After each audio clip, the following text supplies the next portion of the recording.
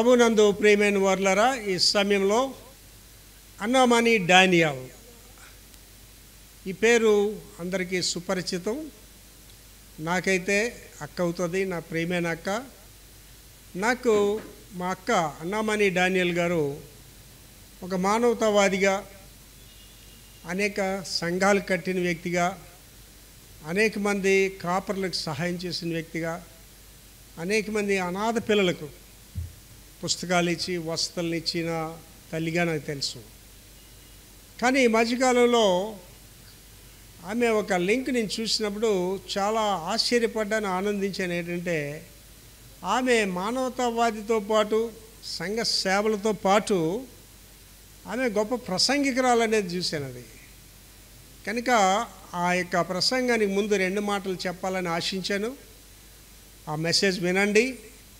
మీ అందరికీ నేను మనవి చేసేది ఏంటంటే, అన్నామని డానియల్ గారి గురించి మీ అనుదిన ప్రార్థనలో జ్ఞాపకం చేసుకోండి. అటువంటి తల్లి సమాజానికి అవసరం.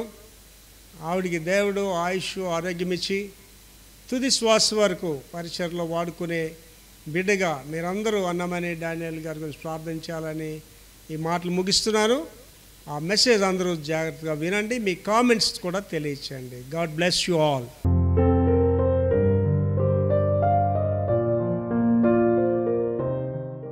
ఆ ఓడకి ఒక బెజ్జం పడిపోయింది. బెజ్జం పడిపోతే మధ్య దారిలోకి వెళ్ళిన తర్వాత బెజ్జం పడిపోతే ఆ బెజ్జం గుండా నుంచి నీళ్లులో పడవలోకి వచ్చేస్తున్నాయి. నావికులు అందరూ చాలామంది ఉన్నారు. అందరూ ప్రాణ భయంతో భయపడిపోతున్నారు. అయితే బెజ్జం గుండా పైకి నీళ్ళు వచ్చేస్తుంటే నీళ్ళు వచ్చే కొద్దీ పడవ లోపలికి మునిగిపోతాయి. మునిగిపోయి సముద్రం మధ్యలో ఉంది కాబట్టి మునిగిపోతే అందరు చనిపోతారు. అలా ఎలాగంటే అందరూ అడుగుతున్నారు. ఆ బెజ్జానికి ఎవరైనా కానీ వెళ్ళి అడ్డుపడినట్లయితే ఆ నీళ్లు పైకి రాకుండా ఉంటాయి అని చెప్పుకొని ఎవరు వెళ్తారంటే ఎవరు వెళ్ళడం లేదు. ఎవరు వెళ్ళకపోతే అప్పుడు ఎవరైతే ఆ నావిక దళం యొక్క నాయకుడు అంటే ఆ పడవ నడిపించి అతను ఏం చేస్తాడంటే ఒక అతన్ని పంపిస్తాడు. పంపించి ఆ కింద నుంచి దానికి ఆ బెజ్జానికి వెళ్ళిపోయి ఆయన అంటుకుంటాడనమాట. అంటుకోగానే ఆ నీళ్ళు ఇంకా లోపలికి రావు, ఆగిపోతాయి. అప్పుడు సురక్షితంగా వాళ్ళందరూ కూడా ఒడ్డునికి వచ్చేస్తారు, పడవ వచ్చేస్తారు. వచ్చిన తర్వాత ఎవరైతే దానికి అంటుకొని ఉన్నారో ఆయన చనిపోతాడు.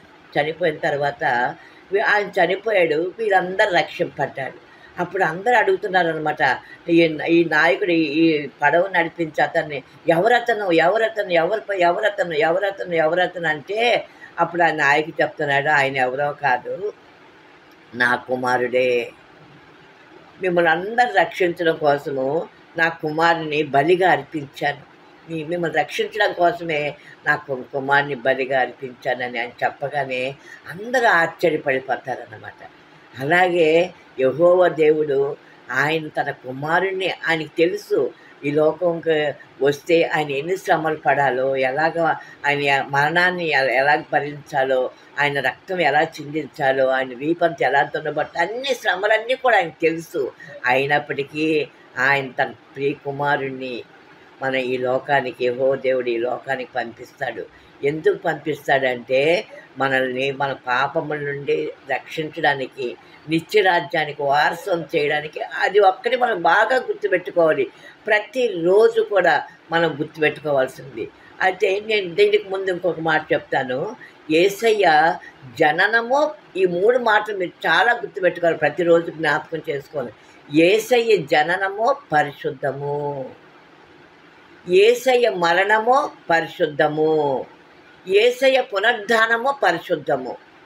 చూసారా, యేసయ్య జననం పరిశుద్ధం అంటే ఆయన కన్యక అయినటువంటి మరియని ఆయన ఎంపిక చేసుకొని పరిశుద్ధాత్మ చేత ఆవిడ గర్భం ధరిస్తాడు. పరిశుద్ధాత్మ చేత పురుషుని ఎరగకుండా, వివాహం కాకుండానే ఆవిడ పురుషుని ఎరగకుండానే పరిశుద్ధాత్మ చేత ఆమె దేవుని యొక్క ఆజ్ఞకు లోబడి ఆయన చెప్పుకున్నావన్నీ. కాబట్టి ఆయన జననము పరిశుద్ధము. రెండవది ఆయన మరణము కూడా పరిశుద్ధమే. ఎందుకంటే మన అందరిని రక్షించడం కోసం, మన పాపాల నిమిత్తమై మన పాపములన్నీ కూడా ఆయన భరించాడు. తన వీపు మీద వేసుకున్నాడు, తన భుజాల మీద తన తల మీద వేసుకున్న పంచి గాయాలు ఆయన పొందాడు. వీపు దున్నబడింది, 39 కొరడా దెబ్బలతో ఆయన వీపు దున్నబడింది, రక్త సిక్తమైపోయింది. ఆయన తల మీద ముళ్ళ కిరీటం పెట్టబడింది, అంతా రక్తమా, ఆ కణతల రక్తం, ఆ తలంతా రక్తమయమైపోయింది. ఆయన చేతుల్లో కాళ్ళల్లో మేకులు గుర్తుపడ్డాయి. మొత్తానికి శరీరం అంతా రక్తసిక్తమైపోయింది. ఆయన ఎవరి కోసం మరణించాడంటే మనందరి పాపము నిమిత్తమై ఆయన శిలువ మీద ఆయన మరణించాడు. కాబట్టి ఆయన మరణము పరిశుద్ధము. మూడవది ఆయన పునరుద్ధానం కూడా పరిశుద్ధం. ఆయన చెప్పాడు, నేను మరణాన్ని జయించి తిరిగి లేస్తానని చెప్పాడు. ఆ శిలువ మీద ఆయన మాదిరికరమైనటువంటి వచనాలు ఆయన పలికి, 7 మాటలు పలికి అవి మనందరినీ కూడా పాటించమన్నారు. ఆయన ప్రేమ చూపించాడు. ఎవరైతే ఆయన కొంచెం అడుగుతాడు, దేవుని అడుగుతాడు కదా, మనం చెప్పుకున్నాం మన ఈస్టర్ టైంలో అవన్నీ కూడాను. అక్కడ పాప క్షమాపణ చూపించాడు, ప్రేమ చూపించాడు. అక్కడే ఆ శిలువలోనే ఒక బందిపోటు దొంగను కూడా ఆయన క్షమించి పరదేశంలో ఆయన స్థలం ఇచ్చాడు. తల్లిదండ్రుల కుటుంబ బాధ్యత ఇవన్నీ కూడా ఆయన శిలువలో చూపించి ఆయన మరణాన్ని జయించి తిరిగి ఆయన లేచాడు. కాబట్టి ఆయన పునరుద్ధానం కూడా పరిశుద్ధం. ఆయన ఏం చెప్పాడంటే, నేను పరిశుద్ధుని కాబట్టి మీరు సమస్త ప్రవర్తన యందు పరిశుద్ధులై ఉండండి. అదే ఆయన కోరుకున్నాడు మన నుంచి, ఇంకేమీ కోరుకోలేదు. మనల్ని ఏమీ అడగలేదు, మన ఆస్తులు అడగలేదు, మన బంగారం అడగలేదు, మన ఏమీ అడగలేదు. ఆయన ఏమడగంటే సమస్త ప్రవర్తన యందు పరిశుద్ధులై ఉండండి అని ఒక ఆజ్ఞ మనకి జారీ చేశాడు. నిన్ను వల్ల నీ పొరుగు అన్ని ప్రేమించు. అన్ని ఆజ్ఞలు 613 ఆజ్ఞల్లో కల్లా 11 నుంచి 3 నుంచి ఒక్క ఆజ్ఞకి తీసుకొచ్చాడు. ఆ ఒక్క ఆజ్ఞ ఏంటంటే నిన్ను వల్ల నీ పొరుగు అన్ని ప్రేమించు. ఎందుకంటే ఆయన ప్రేమామయుడు. ఆయన తల మొదటి అరిపాదం వరకు ప్రేమామయుడు. ప్రేమను కలిగి మనం ఉండాలి. మన యొక్క ప్రవర్తనలో, మాటల్లో, చేతల్లో, క్రియలో, మాటలు ఒకటే కాదు, క్రియల్లో కూడా మనం ఆయన్ని పోలి నడుచుకోవాలి. పౌలు గారు చెప్తారు కదా, నేను క్రీస్తుని పోలి నడుచుకున్నట్లు మీరు నన్ను పోలి నడుచుకోండి అని చెప్పాడు. కాబట్టి ఆయన జననం, ఆయన పునరుద్ధరణ కూడా పరిశుద్ధమే. కాబట్టి అలాంటి పరిశుద్ధ దేవుడు మన కోసము ఈ లోకానికి వచ్చాడు. మనం ఏం చేస్తామంటే క్రిస్మస్ అనగానే మనకి చాలా సంబరం. 1 నెల నుంచే మనం ప్లాన్ చేసుకుంటాం. మనం ఎలాంటి బట్టలు కొనుక్కోవాలి, ఏ ఫ్యాషన్తో మనం జాకెట్లు కుట్టించుకోవాలి, ఎలాగా మన ఇల్లుని అలంకరణ చేసుకోవాలి, పిల్లలకి ఎలాంటి బట్టలు కొనాలి, ఎలాంటి పిండి వంటలు చేయాలి, ఎలా డూబులు ఎలా చూపించాలో ఇవన్నీ కూడా మనం ప్లాన్ చేస్తూ ఉంటాం. ఒక భక్తుడు అని చెప్పాడు, క్రిస్మస్ పండుగ అంటే పంటికి, ఇంటికి, ఒంటికి. పంటికంటే పిండి వంటలు, ఇంటికంటే సున్నాలు వేసుకోవడం, డెకరేట్ చేసుకోవడం, స్టార్ పెట్టుకోవడం, క్రిస్మస్ ట్రీని పెట్టడం అన్నీ చూపిస్తాం. మరి ఒంటికంటే ఎక్కలేనటువంటి అలంకారంతో కూడినటువంటి బట్టలు వేసుకొని మనం చర్చికి వెళ్తాం. అక్కడికి వెళ్ళేది మనం నేను చెప్పాను, మీరేమనుకోకండి. మాకు వెళుతుందంటే మన హంగు బొంగులు చూపిస్తానికే, మన హంగులు. నా చీర చూడు, నా జాకెట్ చూడు, నా నగలు చూడు, నా గాజులు చూడు, నా మెడ చూడు, ఇవే హంగు బొంగులు. అంతేగాని పరిశుద్ధ ఆలయములు అడుగు పెట్టగానే నీ ప్రవర్తనలో మార్పు ఎక్కడుంది? అది యేసయ్య కోరుకున్నాడు. అందుకోసం ఆయన ఈ లోకానికి వచ్చాడు. ఆయన ఏం చెప్పాడు, ఇవి కాదు నాకు కావాల్సింది, ఇది కాదు, నేను ఎందు నిమిత్తమై వచ్చానో దాన్ని జ్ఞాపకం చేసి. క్రిస్మస్ అనగానే మనం ఏం గుర్తు చేసుకోవాలి? యేసయ్య నా పాపాలు నన్ను రక్షించడం కోసము, నా పాపాలని ఆయన వీటి మీద వేసి ఆయన నా పాపాలు ఆయన భరించి ఆయన శిలువ మరణం పొందాడు. అందుకోసం ఆయన ఈ లోకానికి వచ్చాడని మనం పశ్చాత్తాపడాలండి. క్రిస్మస్ అనగానే మన కన్నీరు కాడాలి. నాయన మహాభాగ్యాన్ని, పరలోకాన్ని విడిచిపెట్టి ఈ లోకానికి నా కోసం వచ్చావా యేసయ్య? ఏదండి మనలో మార్పేది? నీ హృదయాన్ని ఎందుకు నువ్వు ఒక పశువుల తొట్టిగా ఎందుకు నువ్వు చేసుకోలేదు?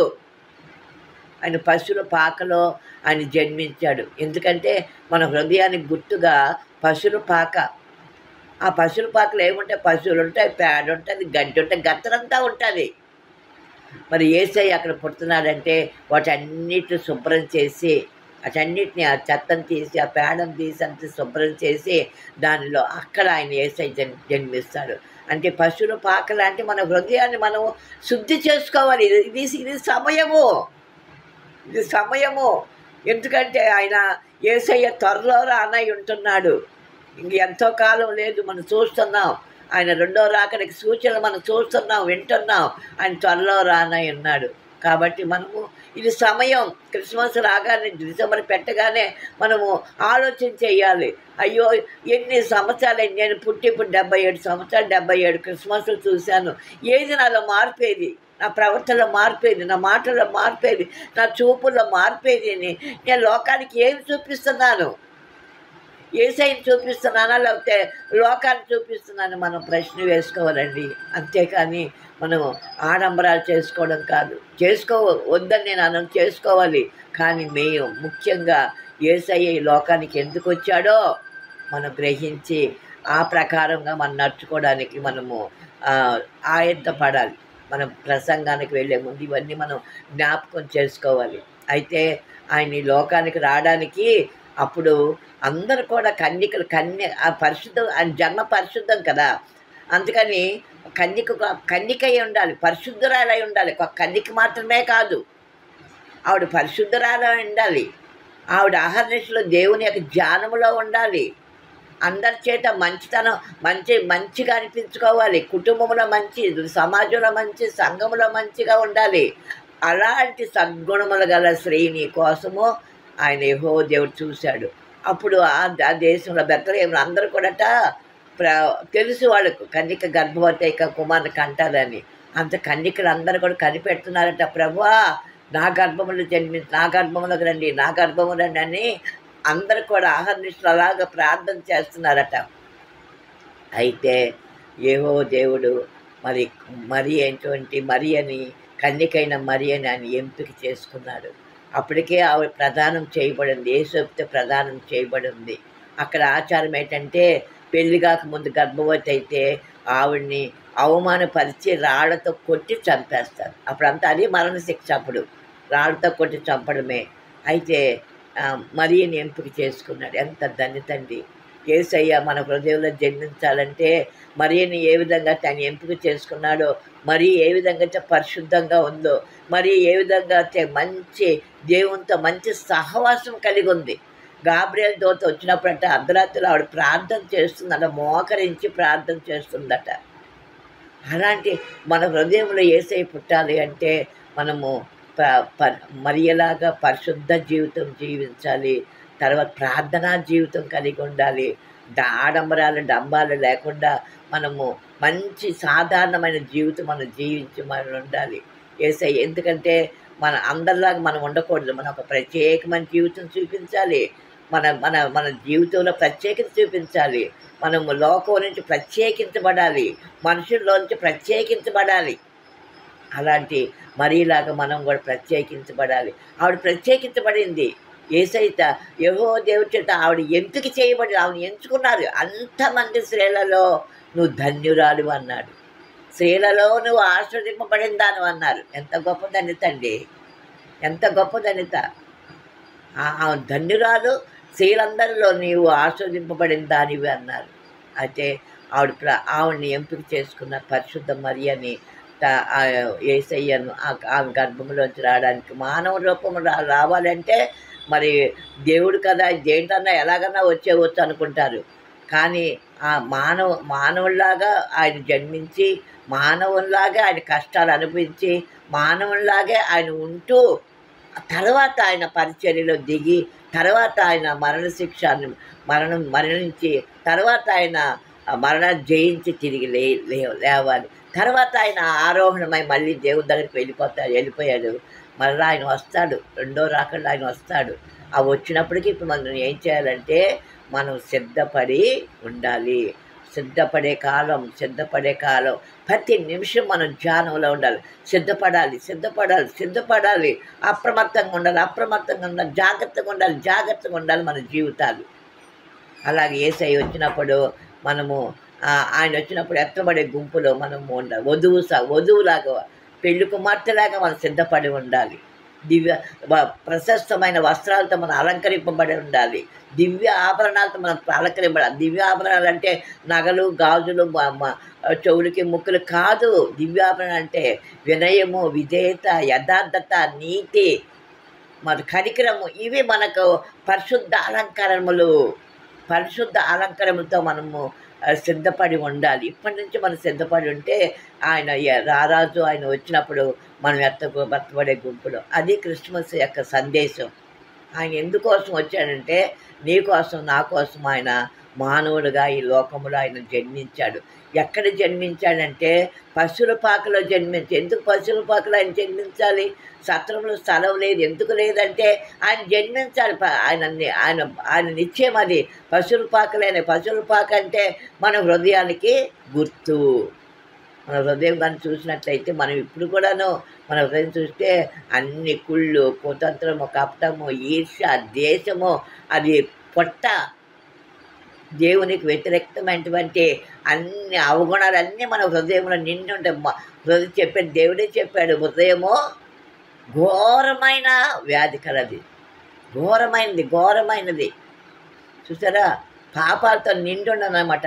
అలాంటి హృదయంలో మనం ఏం చేయాలంటే అందుకనే ఆయన పశువుల పాకని ఎంపిక చేసుకున్నాడు. అందులో జన్మించాలి. ఇప్పుడు ఆయన ఉద్దేశం ఏంటంటే అలాంటి నీవు నేను నీ హృదయంలో, నా హృదయంలో ఆయన జన్మించాలి అని ఆయన కోరిక అన్నమాట. కాబట్టి మనం ఏం చేయాలి? మన హృదయాన్ని మనము శుద్ధి చేసుకోవాలి. ఆ రోజు యోసేపు మరియమ్మలు ఆవిడ గర్భవతి అక్కడ తీసుకెళ్ళి అదంతా కూడా శుభ్రం చేశారు. ఎందుకంటే రారాజు దేవాదేవుడు తెలుసు వాళ్ళకి, లోక పాపముల నుండి రక్షించడానికి ఈ లోకానికి జన్మించబోతున్నాడు యేసు అని తెలుసు వాళ్ళకి. అవన్నీ కూడా అదంతా శుభ్రం చేసి ఆయన ఈ లోకాలు రావడానికి స్థలాన్ని సిద్ధపరిచారు. ఇప్పుడు మన హృదయంలోకి ఆయన రావాలి అంటే నీ హృదయము, నా హృదయము కూడా ఆయన మనం శుద్ధి చేసుకోవాలి. అది క్రిస్మస్ సందేశం అంటే.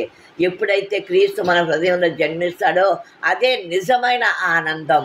జేజేలు కొట్టండి, కంఠధ్వని ఎత్తండి, పాటలు పాడండి, సంతోషించండి, ఉల్లాసంగా ఉండండి. అనేక మందికి మీరు ఒక దీపంలాగా ఉండాలి మీరు అని చెప్పాడు కదా. నేను లోకమునకు వెలుగై ఉన్నాను, నేను లోకమునకు వెలుగై ఉన్నాను, నేను లోకమునకు ఉప్పై ఉన్నాను. నీ జీవితం, నా జీవితం లోకానికి రుచికరముగా ఉండాలి. నిన్ను నన్ను చూసి అందరూ కూడా మారాలి, అందరూ కూడా వెలిగింపబడాలి. ఆయనే చెప్పాడు, నేను లోకానికి వెలుగు కాబట్టి మీరు కూడా లోకానికి వెలుగై ఉండాలి, వెలిగింపబడాలి. మీరు ఎక్కడ వెలిగింపడుతున్నావు? మనం ఇంతకాలమైంది యేసయ్య ఈ లోకానికి వచ్చి ఎంతమంది నీ వల్ల నువ్వు ఉండే అపార్ట్మెంట్లు ఎంతమంది వెలిగింపబడ్డారు? నువ్వు ఉండే స్థలములు ఎంతమంది వెలిగింపబడ్డారు? ప్రశ్న వేసుకోవాలి మనం. కాబట్టి మనం ఈ క్రిస్మస్ పండుగ చేసుకుంటున్నామంటే దేవుడు మన హృదయంలో జన్మించాలి. ముఖ్యంగా మనము ఏం తింటామా, ఏం తాగుతామా, ఇల్లు శుభ్రం చేసుకోవడం కాదండి, చేసుకోకూడదని అన్నం చేసుకోవడం కాదు. ముందు నీ హృదయాన్ని శుభ్రం చేసుకో.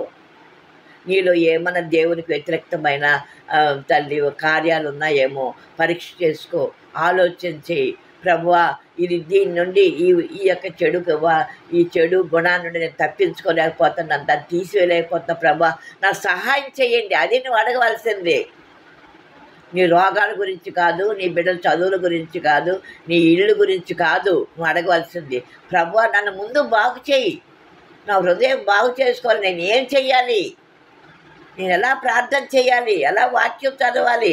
ఎలాగ నీ వాక్యానుసారంగా ఈ లోకంలో జీవించాలి? అది అడగాలి దేవుడు. నీవు అవి అడిగితే అప్పుడు ఆయన నీకు కావలసిన అడగకముందే ఆయన అన్నీ నీకు ఇస్తాడు. ఆయనకు తెలీదా? నీకు ముడుకుల నొప్పులు ఉందని ఆయన తెలీదా?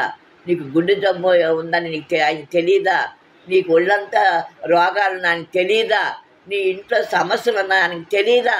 ఆయన సమస్తం ఎరిగిన గొప్ప దేవుడు. ఆయన నీకు ఎప్పుడు ఏది ఇవ్వాలో ఆయన తప్పనిసరిగా ఇస్తాడని చెప్పాడు కదా. మీరు దీన మనస్సు కలిగి ఉండండి అన్నాడు. దీన మనస్సు కలిగి ఉండమని చెప్పాడు. ఆయన వాగ్దానం చేశాడు. వాగ్దానం చేసిన దేవుడు నమ్మదగిన దేవుడు.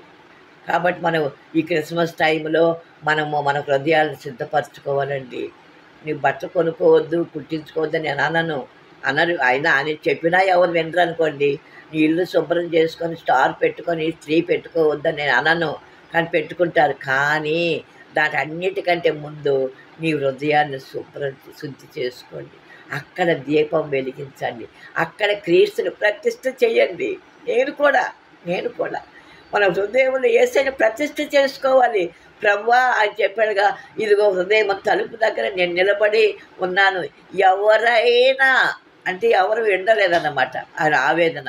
ఎవరైనా నా స్వరం విని తలుపు తీస్తే నీలోకి నేను వస్తాను అన్నాడు. అశుభ్రమైన దాంట్లో, పాపం గల దాంట్లోకి యేసయ్య రాడు. పరిశుద్ధమైన హృదయంలోనికే యేసయ్య వచ్చి అక్కడ ఆయన నివాసం చేస్తాడు. ఆయన అప్పుడు నువ్వు లోకానికి వెలుగుగా కనిపిస్తావు. నీ ముఖంలో వెలుగు కనిపిస్తుంది, నీ ప్రవర్తనలో వెలుగు కనిపిస్తుంది, నీ మాటల్లో వెలుగు కనిపిస్తుంది. అలాగా మనం ఈ క్రిస్మస్ టైంలో మనము ప్రతి ఒక్కళ్ళము శీలమైన మనము చాలా జాగ్రత్తగా మాదిరిగా ఉండాలి. ముందు మన ఇల్లు నిన్ను నువ్వు చక్కబెట్టుకో, తర్వాత నీ ఇల్లు చక్కబెట్టుకో. నీ బిడ్డలు ఎలా ఉన్నారు, నీ భర్త ఎలా ఉన్నారు, నీ ఇల్లు ఎలా ఉంది, ఆ మాదిరికరంగా ఉందా లేదా అని నువ్వు పరీక్ష చేసుకొని దాన్ని చక్కబెట్టుకొని అప్పుడు నువ్వు సమాజంలోకి వెళ్ళాలి. అప్పుడు నీ ఆలయంలో నువ్వు ఎలా ఉన్నావు, నువ్వు ఆలయంలో అందరికి మాదిరికరంగా ఉన్నావా లేదా అని చూసుకోవాలి. అంతేగాని ఇంకా వేరే విషయంలో మనం బాధపడనక్కర్లేదు. అయితే ఆ యేసయ్య ఆవిడ్ని కన్యక మరియమ్మని ఆయన ఎంపిక చేసుకుంది. అప్పటికే ప్రధానమై ఉంది ఆవిడికి, వేరే పురుషులతో ప్రధానం యేసేపుతోటి ఆయనకి ప్రధానమైంది. లోకాసు వార్త మొదటి అధ్యాయం మనం చూసినట్లయితే 26వ వచ్చి మనం చూసినట్లయితే ఆ గాబ్రియల్ దూత గలీలోని నజరేతను ఊరిలో దావీదు వంశస్థుడైన యేసేపు చెప్పాడు కదా, ఆయన దావీదు వంశంలోనే పుడతానని చెప్పాడు యేసయ్య. అందుకనే మరి యేసేపు ప్రదానం చేయబడినటువంటి మరియను కూడా ఎన్నిక చేసుకోవడం అదొకటి. ఆవిడ కన్యక ఒకటి, ఆవిడ పరిశుద్ధురాలు ఇంకొకటి. ఆవిడ సమస్త ప్రవర్తన నీతి గలది, ధన్యురాలు ఆవిడ. అందుకని అక్కడ యేసేపును ఒక పురుషునికి ప్రదానం చేయబడిన కన్యక యొద్దకు దేవుని చేత పంపబడిన ఆ కన్యక పేరు మరియా. దూత లోపలికి వచ్చి ఆవిడకంటే దయాప్రాప్తురాలా, నీకు శుభము అమ్మా. అప్పుడు ఆవిడ ఏం చేస్తుందట, ఆవిడ ప్రార్థన చేస్తుందట. ఆ గదిలో ఆ ప్రార్థన చేస్తుంటే దూత ఎప్పుడైతే అక్కడ నిలబడిందో వెలుగు వచ్చేసిందట.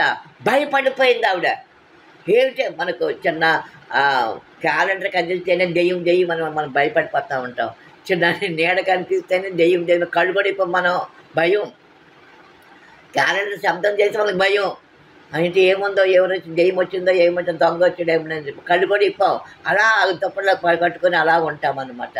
మరి ఆవిడ ప్రార్థన చేస్తుంది, చీకటిగా ఉంది, లైట్లు అప్పుడక్కడ కరెంట్లు ఉన్నాయి. అయితే ఎప్పుడైతే దూత అక్కడ నిలబడిందో గదంతా వెలుగుమయమైపోయింది. వెలుగుమైపోయిన మరియమ్మ గారు భయపడిపోయారు. ఎవరు అని భయపడిపోయినప్పుడు అని చెప్తాడు. అటుడు చక్కటి మాటలండి. అలాగ మనం కూడా దేవుని చేత మనము పొగడబడాలండి. దయాప్రాప్తురాలా, దేవుని యొక్క దయకు మన ప్రాప్తులు అవ్వాలండి. దేవుని యొక్క దయకు మనము దయను పొందాలి అంటే మన ప్రవర్తన ఎలా ఉండాలో చూసుకోండి. అది మెయిన్. మనం ఇవి నేర్చుకోవాలండి. క్రిస్మస్ వస్తుందంటే ఇవి నేర్చుకోవాలి మనము. ఆవిడని ఎంపిక చేసుకున్నాడంటే దయాప్రాప్తురాలా నీకు. ఇంకా ఆయన ఏం చెప్పాడంటే దయాప్రాప్తురాలా నీకు శుభము. ఇంకేం చెప్పాడు, ప్రభువు నీకు తోడై ఉన్నాడు. ఎందుకు భయపడతావమ్మా, నీకేమీ భయం లేదు. నువ్వు దేవుని యొక్క దయకు నువ్వు ప్రాప్తురాలయ్యావు. నిన్ను ఎంపిక చేసుకున్నాడు దేవుడు. నిన్ను నన్ను దేవుడు ఎంపిక చేసుకున్నాడా లేదా అని మనము పరీక్ష చేసుకోవాలి. చాలా బ్రహ్మాండమైనటువంటి సందేశం అండి ఇది. చాలా బ్రహ్మాండమైంది. ప్రతి ఒక్కళ్ళు కానీ ఈ విధంగా మనం చేసినట్లయితే ఎందుకు మారలండి. హిందూ దేశం, క్రైస్తవ దేశం ఎందుకు మారదు? మారుతుంది. కానీ మన ప్రవర్తనలో, మన మాటల్లో నీతి లేదు, నిజాయితీ లేదు, భయం లేదు, భక్తి లేదు, ఏమీ లేవు మనకు. ఆ కాసేపే హల్లెలూయా స్తుతి అంటాము. మళ్ళీ లోకంలోకి వెళ్ళిపోయి లోకస్తులతో మనం కలిసిపోతాం. చాలా మనం జాగ్రత్తగా ఉండాలండి. మన ప్రవర్తన విషయంలో. ఆయన అంటాడు, నేను ప్రభువు నీకు తోడై ఉన్నాడని చెప్పాడు. ఆయన వాగ్దానం చేశాడండి. నేను నీకు తోడై ఉన్నాను, నువ్వు ఎందుకు భయపడతావు, నువ్వు ఎక్కడుంటే అక్కడ నేనున్నాను అని ఆయన చెప్తాడు. చెప్పి నేను తోడై ఉన్నాడని చెప్పాను. ఆమె ఆ మాటకు బహుగా చాలా అన్నమాట తొందరపడి ఈ శుభవచనం ఏమిటో అని ఆలోచించుకుంటా ఉన్నప్పుడు అప్పుడు అంటే మరియా భయపడద్దు,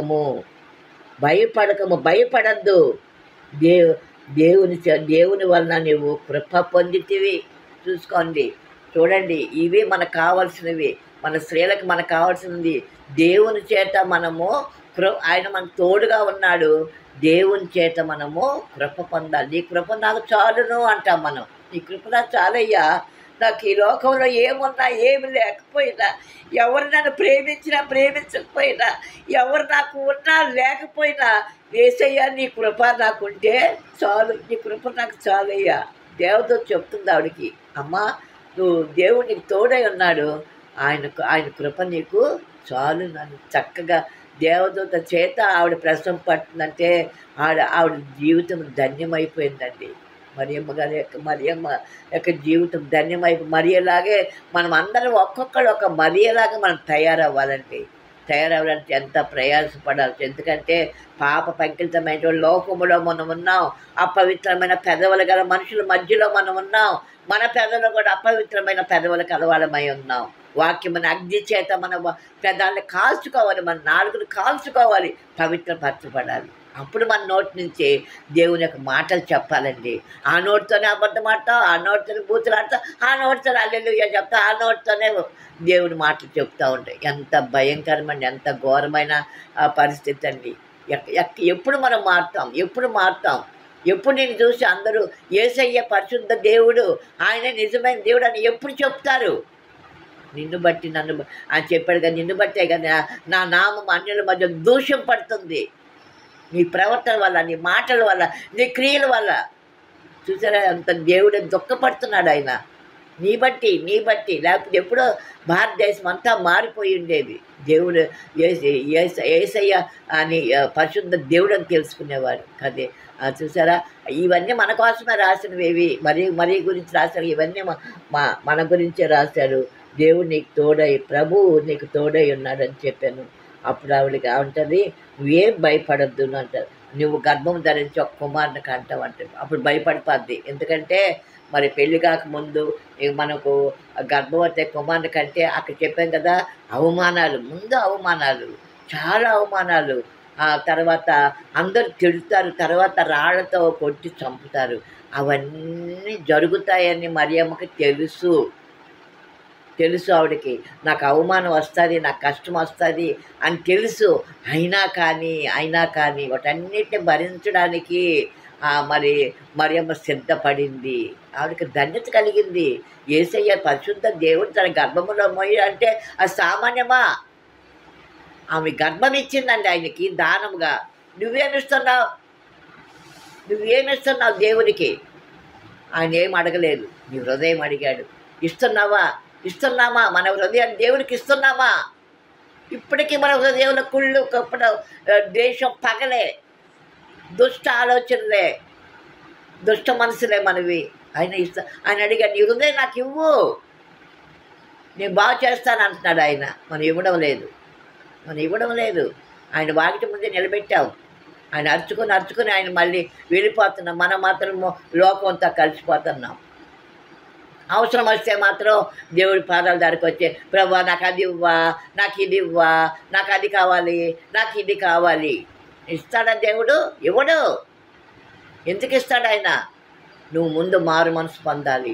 నీ హృదయం దేవునికి ఇవ్వాలి, నీ పెదాలు దేవునికి ఇవ్వాలి, నీ నాలుగు దేవునికి ఇవ్వాలి, నీ నీ కళ్ళు దేవునికి ఇవ్వాలి, నీ చెవులు దేవునికి ఇవ్వాలి. వినకుండా మాటలు వింటున్నావా? చూడకుండా చూస్తున్నావా? పలకకుండా పలుకుతున్నావా? పంచేంద్రాలను దేవునికి సంపూర్ణంగా సమర్పించుకున్నాడే. అప్పుడు నువ్వేమి అడిగిన వెంటనే నెరవేరుస్తాడు. అడిగినా అడగకపోయినా ఆయన మనకు దయచేసే దేవుడు అండి. కాబట్టి ఆవిడ చెప్తున్నాడు, అవన్నీ చెప్పింది ఆవిడ తెలుసు. అవమానాలు వస్తాయి, బాధలు వస్తాయి, కష్టాలు వస్తాయి. మరి నా ప్రధానం చేయబడింది ఆ యోసేపు ఈ చూసి ఇది విని వెళ్ళిపోతాడేమో, పెళ్ళి నాకు అన్నీ తెలుసు. అయినా అయినా అయినా అయినా దేవుని కొరకు సమస్త నిందలు, బాధలు, కష్టాలు ఆవిడ అనుభవిస్తానికి సిద్ధపడింది. అలా మనం సిద్ధపడాలి దేవుని కొరకు. కొంతమంది అయితే ఆఫీస్కి వెళ్ళినప్పుడు బొట్టు పెట్టుకుని వెళ్ళిపోతారు. అంటే క్రైస్తవులు అంటే అవమానం వాళ్ళకి. కాబట్టి అమ్మా నేను చెప్తున్నాను, మరి క్రిస్మస్ టైంలో మనం ఉన్నాం కాబట్టి మన హృదయం మరియమ్మ ఏ విధంగా అయితే దేవునికి తను తాను సమస్త తల మొదలు అరిపాదం వరకు దేవునికి ఎలాగ సమర్పించుకుందో, అప్పుడు ఆయన తెలిసినా కానీ ఆవిడంటే దేవుని చిత్త ప్రకారం నీ చిత్త ప్రకారం నా జరుగును కాక అంటాడు. యేసయ్య ఆవిడ గర్భంలోకి వస్తాడు. అప్పుడు ఆమె దేవునికి యేసయ్యకి జననం ఇస్తుంది. ఆవిడని అప్పటి నుంచి కూడా ప్రతి ఒక్కరూ మరియమ్మని ధన్యురాలు అమ్మ, నువ్వు ధన్యురాలు అమ్మ, నువ్వు ధన్యురాలు అమ్మ అంటారు. చూసేవా ఎంత మంచి పేరు సంపాదించుకుందాం. మనం కూడా మన హృదయాల్లో యేసయ్యని ధరించుకుంటే మనల్ని కూడా అంటారు ధన్యురాలు అమ్మ, నువ్వు ధన్యురాలు, దేవుని చేత నువ్వు ఏర్పరచుకున్న బిడ్డవమ్మ, నువ్వు ఏర్పరచుకున్న బిడ్డవని నీవు మనం తెలుసుకోవాలి. ఈ క్రిస్మస్ టైంలో నేను చెప్పిన మాటలన్నీ కూడా మీరు జ్ఞాపకం పెట్టుకొని ముందు మీ హృదయాలను సిద్ధపరచుకొనే అప్పుడు నీ ఇల్లు నువ్వు సిద్ధపరచుకో. అప్పుడు ఏం చేయాలి అవన్నీ చేయాలని నా మనవి, మన అందరి మనవి. మనకు ముందు మన బిడ్డల్ని, మన భర్తలు, మన కుటుంబాన్ని, మనతో ఉన్న వాళ్ళందరికీ మనము ఆత్మీయంగా ముందు సిద్ధపరిచి అప్పుడు పండగ పనుల్లోకి మనం వెళ్ళాలి. అంతేగాని మనం పండగ పనుల్లో బిజీ అయిపోయి ఇల్లు శుభ్రం చేసుకొని బట్టలు కొనుక్క అవి కాదండి ముఖ్యం, అవి కాదు. ఎప్పుడైతే యేసయ్య నీ హృదయంలో జన్మిస్తాడో అదే ఆ రోజు నీకు నిజమైన క్రిస్మస్ పండుగ. నీ హృదయంలో ఆయన జన్మించాలి. అది ఆయన అడిగాడు. మరి నేను ఇప్పుడు టైం లేదు కాబట్టి మీకా 5:2 చదువుకోండి ఒకసారి. యెషయా 9:6 చదువుకోండి. యోహాను 3:16 నేను లోకముని ఎంతో ప్రేమించాను అన్నాడు. అందుకే ఆయన ఈ లోకానికి వచ్చాడు. ఈ లోకానికి ఎంతో ప్రేమించాడు కాబట్టి ఎన్నో శ్రమలు ఆయన అనుభవిస్తానికి ఈ లోకంలో తెలుసు ఆయనకి. మనుషులు నన్ను నిందిస్తారు, వేధిస్తారు, దెబ్బలు కొడతారు, నా రక్తం అంతా చిందింపబడతాయి, నా వీపు దున్నబడతాది, శిలువ మీద మరణించాలి, అయినా తెలుసు. ఎందుకంటే ఆయన లోకాన్ని ఎంతో ప్రేమించాడు కాబట్టి నన్ను ఈ పాపం నుండి తప్పిస్తానికి, నీకు నాకు నిత్యరాజ్యంలో ప్రవేశం కల్పిస్తానికి ఆయన ఈ లోకానికి వచ్చాడు. అది చెప్పాలి మీరు. క్రిస్మస్ అంటే మమ్మల్ని పాపం నుండి రక్షించడానికి, నిత్యరాజ్యంలో మమ్మల్ని చేర్చడానికి, అక్కడ ఆయన నిత్యం ఆయనతో కోట్లాది దేవదత్తు చేత పరిశుద్ధుడని పిలిచే ఆ పరిశుద్ధుల గుంపులో మనం కూడా ఉండేలాగున ఆయన చేయడానికి కోసము ఆయన ఈ లోకానికి వచ్చాడు. ప్రతి ఒక్కరు మీరు ఈ సందేశం ప్రతి ఒక్కరు చెప్పాలి.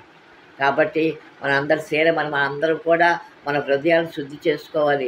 ఇప్పటికి ఏమైనా నీలో ద్వేషం కానీ, పగ కానీ, ఏదైనా దేవునికి అయిష్టమైనది ఏమైనా ఉంటే అది ముందు శుభ్రంగా వాక్యము చేతే అది శుద్ధి చేసుకోవాలి. ప్రార్థన చేతే శుద్ధి చేసుకొని అప్పుడు యేసయ్య నీ హృదయంలోనికి ప్రవేశించినప్పుడు నీకు అప్పుడు నిత్యానం నీ ముఖం వెలిగిపోతూ ఉంటుంది, వెలుగులాగా ఉంటుంది. వెలుగే అందరికీ నీవు దేదీప్యమానము కనిపిస్తావు. నీలో క్రీస్తుని చూస్తారు. వీళ్ళంటే క్రైస్తవులు అంటే అప్పుడు దేవుని యొక్క నామ ప్రసిద్ధి చేయబడుతుంది. కాబట్టి మనము ఉండాలని నేను కోరుకుంటూ, మరి చాలా ఉంది కానీ మనకు టైం లేదు, మనం అలాగ ఉండాలని మనం కోరుకుంటూ నిజమైన క్రిస్మస్ పండుగను మనము జరుపుకోవడానికి మన వంతు ప్రయత్నం మనం చేయాలని కోరుకుంటూ నాకు ఈ అవకాశం మీకు ఇచ్చినందుకు దేవాదేవునికి మొత్తం వందనాలు చెల్లిస్తున్నాను. మీకు కూడా నా వందనాలు చెల్లిస్తున్నాను. ఆమేన్.